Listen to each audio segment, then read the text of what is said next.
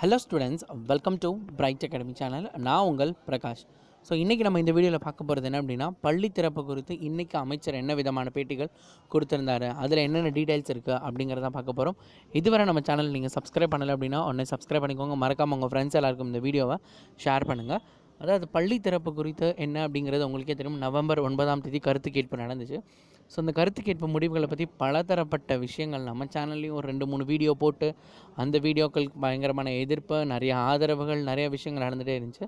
So அதை பற்றின detail இன்ஃபர்மேஷனை இன்றைக்கி நம்ம அமைச்சர் சொல்லியிருக்காரு. அதாவது பள்ளி திறப்பு குறித்த கருத்து கேட்புக்கு பங்கு பெற்ற பெற்றோர்களோட எண்ணிக்கை பார்த்திங்க அப்படின்னா 45% தான் இருக்குது அப்படிங்கிற மாதிரி சொல்லியிருக்காங்க.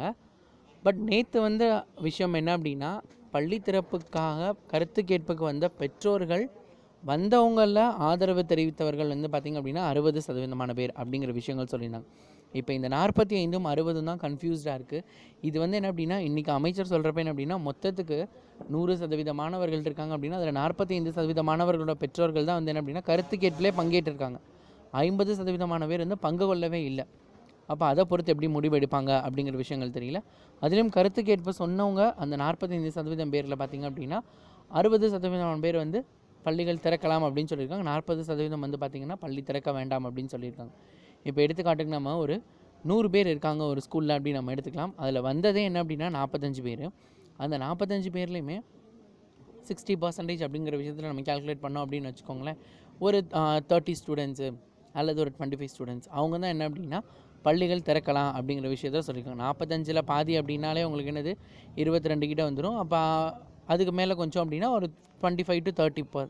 அப்போ மொத்தமாக 100 ஸ்டூடெண்ட்டில் 30 ஸ்டூடெண்ட்ஸ், அதாவது 30 ஸ்டூடெண்ட்ஸோட பேரண்ட்ஸ் தான் என்ன அப்படின்னா ஸ்கூல்ஸ் ரீஓப்பன் பண்ணலான்னு சொல்லியிருக்காங்க. ஒரு 15 பேர் ஸ்கூல் ரீஓப்பன் பண்ண வேணான்னு சொல்லியிருக்காங்க.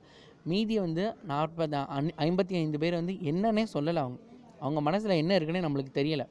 அப்போ இதெல்லாத்தையும் அடிப்படையாக வச்சு என்ன சொல்லுவாங்க அப்படிங்கிறத நம்ம எல்லாரோட கன்ஃபியூஷனாகவும் இருக்குது. இப்போ ஸ்கூல் திறப்பாங்கன்னு சொல்கிறாங்களா, திறக்க மாட்டாங்கன்னு சொல்கிறாங்களா, நிறைய சேனல்ஸில் நிறைய விஷயங்கள், நம்ம சேனல்லையும் நிறைய நியூஸஸ் வருது.